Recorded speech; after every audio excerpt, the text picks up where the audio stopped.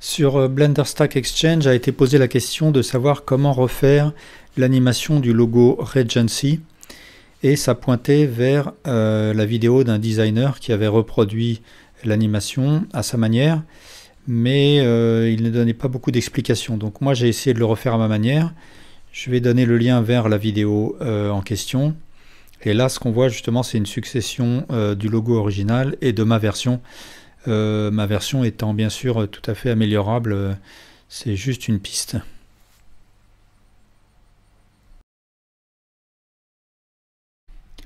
Donc au début je me suis dit que c'est sans doute des volumétriques qui avaient été utilisées pour cette animation, ce qui permet en fait de donner de la profondeur à l'espace et de simuler ces faisceaux de lumière.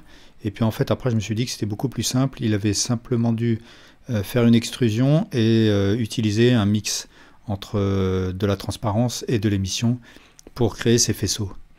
Donc ce qu'il faut d'abord c'est trouver le logo au format bitmap, et puis dans un logiciel comme Inkscape ou Illustrator, le vectoriser, le sauver au format SVG, et puis après l'importer dans la scène, donc au format SVG. Alors en général c'est tout petit dans la scène, donc il faut l'agrandir. Et une fois qu'on l'a agrandi, ce qu'on peut faire, c'est le convertir en mesh. Et voilà, donc après, en général, il faut le nettoyer le mesh. Et là, on peut faire un X limited dissolve et jouer avec les paramètres qui sont dans l'opérateur box, là, en bas à gauche, de manière à ne pas trop détruire quand même non plus le mesh et garder suffisamment de vertices, voilà, comme ça. À partir de là, je fais l'extrusion dont je parlais. Et puis, je vais supprimer la face qui est en haut parce que j'en ai pas besoin. Donc X Only Faces. Et je vais me mettre en transparence avec Alt Z. Et en mode face, je vais sélectionner toutes ces faces-là. Je vais leur attribuer un matériel, là, que je vais appeler par exemple extrusion. Assign, et puis je fais un CTRL I pour sélectionner la face qui est en bas, et puis je vais l'appeler par exemple face, et je fais un assign. Et maintenant je vais pouvoir attribuer les matériaux à mes faces extrudées et à ma face d'en bas. Alors pour ce qui est de la face qui est en bas, on va lui attribuer donc le matériel face. Là je bascule vers la fenêtre Material, donc je fais un Shift F3, et pour ma face je vais choisir un shader émission. Donc moi j'ai activé là l'add-on qui s'appelle Node Wrangler, ça me permet d'avoir accès à des raccourcis comme Shift S, et ça je le transforme en émission. Voilà. Alors je vais passer avec Z en mode render pour voir ce que ça donne. Alors pour l'instant j'ai pas de transparence ici. Alors, en tout cas je vois l'émission. Ce que je fais c'est que dans le panneau render je vais activer Bloom qui va me permettre d'avoir un effet de halo comme ça. Je vais inverser la sélection avec CTRL I, et cette partie là je vais lui attribuer le matériau extrusion, bon ça c'est fait, et pour l'instant ça va être un mix, donc Shift S Shader, Mix Shader,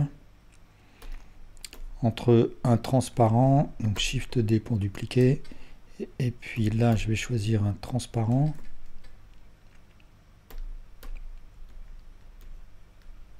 et un émission.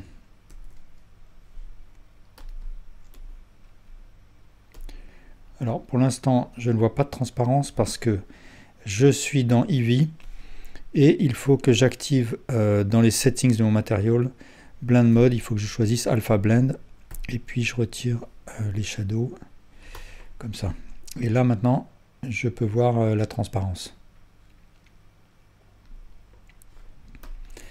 Alors ce que je vois c'est que le matériau de mon faisceau lumineux, c'est un mix entre la transparence et de l'émission qui est perturbé par du noise. On va mettre du noise tout simplement. Donc ici je vais créer un texture, noise texture, et le brancher dans le mix shader. Alors là il est déformé parce que par défaut il va utiliser generated, je suppose. Là si je fais CTRL T pour créer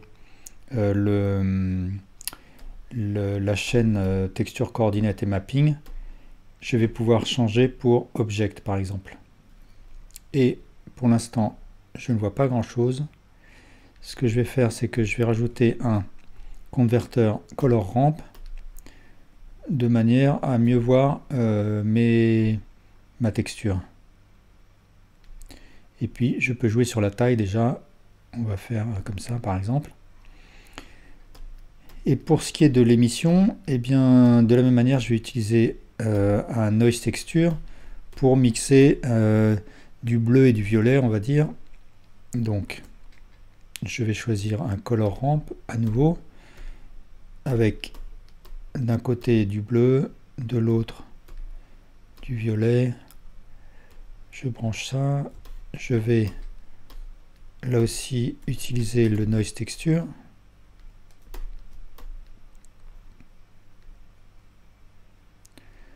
Et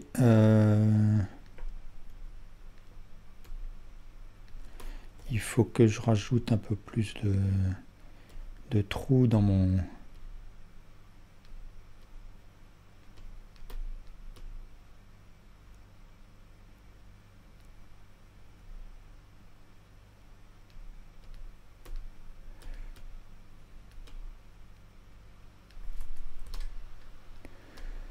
Voilà.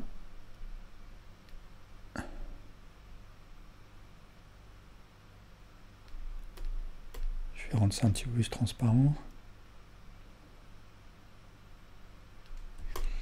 Je vais peut-être augmenter un peu la force, pas trop.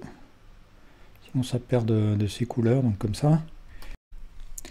Alors pour l'instant l'effet est un peu plat, c'est-à-dire que ça manque de liseré là, qui donnerait un petit peu de volume à mes faisceaux. D'ailleurs on peut voir que dans mon image de référence c'est un petit peu ce qu'on voit là sur tous les bords de la forme. Donc pour améliorer, en fait ce qu'on va faire, c'est qu'on va utiliser un layer weight. Le layer weight qui permet de modifier le matériel au fur et à mesure que les normales de mon volume sont perpendiculaires à ma vue. Donc là ce qu'il faut que je fasse, c'est que je vais dupliquer ce mix shader. Je vais récupérer un shader émission que je vais brancher dans le mix. Je vais aller chercher ce rose là, je fais un CTRL C par-dessus la couleur et je fais un CTRL V. Et puis je vais faire un input layer weight et je vais utiliser la sortie facing qui est plus large que le Fresnel. Donc voilà ce que ça donne. Et là je peux varier justement l'intensité de l'effet, c'est-à-dire que plus je descends là, plus l'émission va se projeter sur les faces qui sont uniquement perpendiculaires à ma vue. Alors ce que je vais faire, c'est que là, pour avoir plus de contrôle, je vais créer un color ramp que je vais mettre entre le layer weight et le mix shader. Et voilà, ça me permet de moduler l'effet. Et là maintenant, j'ai l'effet que je veux. Ce qu'il faut, c'est que je smooth mon objet quand même. Voilà. Ce que je peux faire aussi, si jamais je veux contrôler un petit peu mon matériel avec ou sans certaines branches, avec la donne Node Wrangler, ce que je peux faire, c'est sélectionner un node et faire un CTRL-SHIFT clic gauche. Et du coup, là, je ne visualise que mon matériel à partir de ce node-là. Donc voilà, là, ce que je vois, c'est le matériel sans l'ajout du layer weight. Et si je refais un CTRL-SHIFT et je clique gauche sur ce mix shader-là, je rebascule sur ce que je viens de créer. Voilà, je peux basculer comme ça d'un node à l'autre. Je peux même aller voir bien sûr ce node-là, etc. Ce qu'il faudrait maintenant, c'est que mon effet s'estompe au fur et à mesure que la lumière s'élève. Donc ce qu'il faut, c'est que je rajoute un mix entre qui va entre le matériau existant et de la transparence. Donc je vais dupliquer ce mix shader là. Je vais récupérer la transparence là. Hop. Et puis, cette fois, je vais utiliser la sortie Generated, qui va prendre en compte la totalité de la taille de mon objet. Et je vais créer un converteur Separate X, Y, Z pour utiliser l'axe Z de mon objet comme référence. Et c'est elle qui va me servir. C'est le long de l'axe Z que je vais créer de la transparence, une transparence qui va s'accroître au fur et à mesure qu'on va monter. Donc là, voilà, donc là, je peux varier, je peux faire, alors ce que je vais faire, c'est rajouter un curseur pour avoir une transition un peu douce de bas en haut. Voilà ce qu'on peut faire. Et bien sûr, je peux varier tous les curseurs de manière à me rapprocher plus de l'image originale.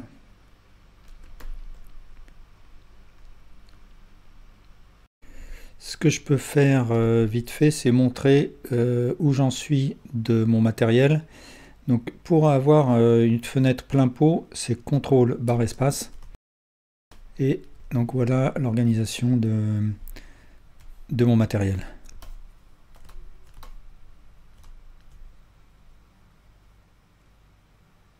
Et puis pour revenir en arrière, c'est CTRL barre espace à nouveau. Alors ce qu'il faut faire maintenant, c'est animer les faisceaux de manière à ce que ma texture là ne soit pas immobile. Donc ce que je vais faire tout simplement, c'est ouvrir ma fenêtre d'Opsheet, donc avec un Shift F12, un deuxième, et puis je vais sélectionner le noise, le mapping qui est en amont du noise là, et puis je vais modifier plutôt en Y.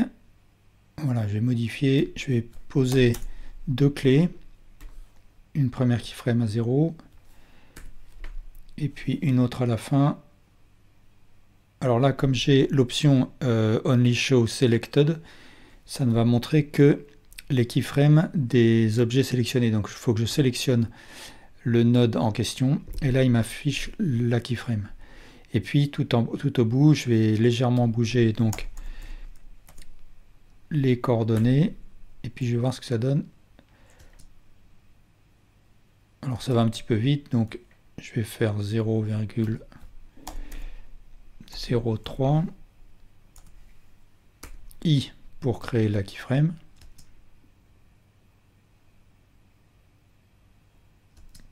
Voilà, je peux aller un peu plus vite, 0,06.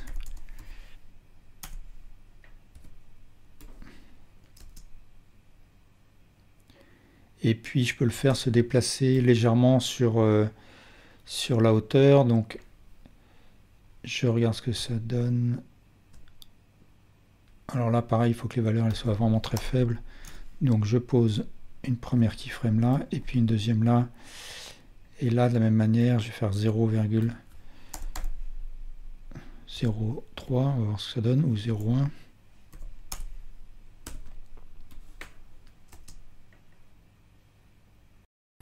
Alors maintenant, il faut s'occuper de faire apparaître progressivement le logo, les faisceaux et le logo. En fait, il pourrait y avoir plusieurs solutions. Là, comme notre objet est plutôt simple, on peut tout simplement utiliser un boolean. Donc il faut d'abord que je crée un objet boolean, et ça va être un cube tout simplement. et je vais lui attribuer une transparence parce qu'on ne veut pas le voir. Alors je fais Shift S et je choisis transparent. Sauf qu'avec cette opération, ça garde le blanc qu'il y avait dans le Principal BSDF qui n'est pas complètement blanc. Donc il faut que je m'assure que mon blanc est tout à fait blanc, sinon j'aurai pas une transparence totale. Et puis dans les matériaux, Blend Mode, j'ai choisi Alpha Blend de manière à avoir ma transparence. Mon logo, je le sélectionne et dans les modifiers, je choisis Boolean et je désigne le cube. Et voilà, à l'endroit où il y a le cube, mon logo disparaît. Alors ce qu'il faut, c'est que je change la taille de mon cube de manière à ce qu'il contienne complètement le logo. Voilà, il a complètement disparu. Cette fenêtre matériel, je vais la basculer en Dope Sheet de manière à animer mon cube. Donc je fais un Shift F12 pour basculer en mode Dope Sheet. Donc avec F12, j'ai accès à la fois au Dope Sheet et à la timeline. Et le Graph Editor, il suffit que je fasse un CTRL Tab quand je suis dans le Dope Sheet pour avoir accès au Graph Editor. Alors, je vais déjà créer une première image clé avec I, avec mon cube qui contient complètement mon objet logo. Et là, je commence à le déplacer. Donc, je vais me mettre au-dessus et je vais déplacer lentement mon cube. Je crée une deuxième image clé. Donc voilà, là le logo commence à apparaître et je continue comme ça. Et à chaque fois, je jette un coup d'œil pour voir ce que ça donne. Voilà, là ça a l'air bon, il y aura un problème de vitesse, mais ça on va le régler après. Je fais faire une rotation à mon cube de manière à ce que il ne révèle pas des parties que je ne souhaite pas encore révéler, voilà, comme ça.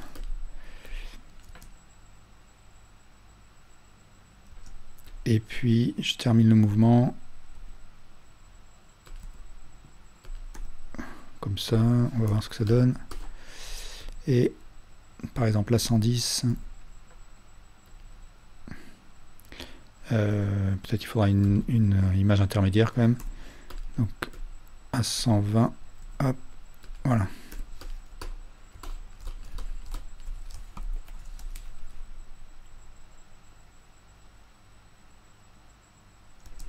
Bon, la fin ça va pas du tout.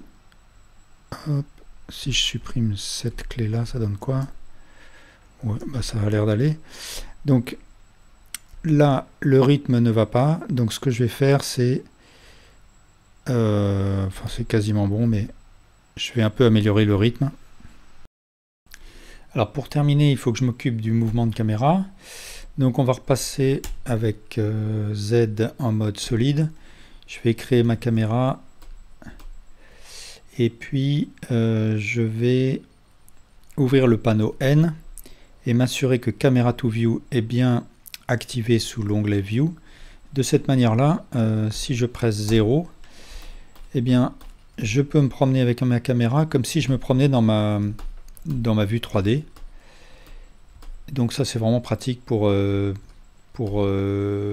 poser sa caméra, se déplacer, etc. Donc je vais repasser en mode Render. Et je vais regarder où commence l'apparition de mon logo, c'est par là. Donc je vais commencer par un gros plan, plutôt à ras de terre, comme ça. Je crée mon image clé avec I, et là je vais décaler pour mettre ma caméra à la frame 0, mon image clé à la frame 0.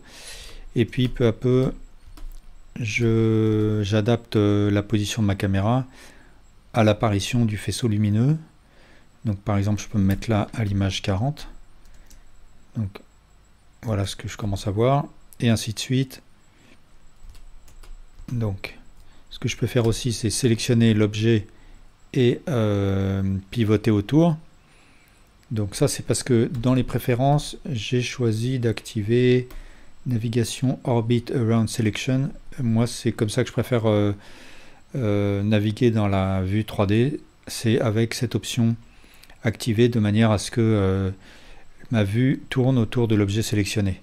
Donc comme j'ai activé dans le panneau N l'option Camera to View, eh bien ma caméra va se comporter comme ma navigation dans la vue 3D. Donc je ne sais plus où j'en suis. Là il faut que je vais créer une image clé peut-être ici. Voilà. Et puis là, de toute façon, il faudra que je termine par une vue d'en haut. Donc je vais faire un Alt R pour me mettre perpendiculaire au sol ou parallèle à l'axe Z pour terminer comme ça. Donc je regarde ce que ça donne. Donc là, ce que je peux faire, c'est un petit peu plus de recul, histoire que l'objet ne m'échappe pas. Il faut que ma caméra s'élève peu à peu parce que je veux pas que la transition avec la fin soit trop brutale. Donc, si je supprime cette clé ici, qu'est-ce que ça donne? Voilà. Peut-être que je décale un petit peu ma caméra par là. Bon, voilà, je vais faire les ajustements qu'il faut. Voilà, et une fois que vous êtes content, eh bien, vous faites un render et voilà, vous jouez de la flûte pour faire la musique. Voilà, et bien merci beaucoup pour votre attention.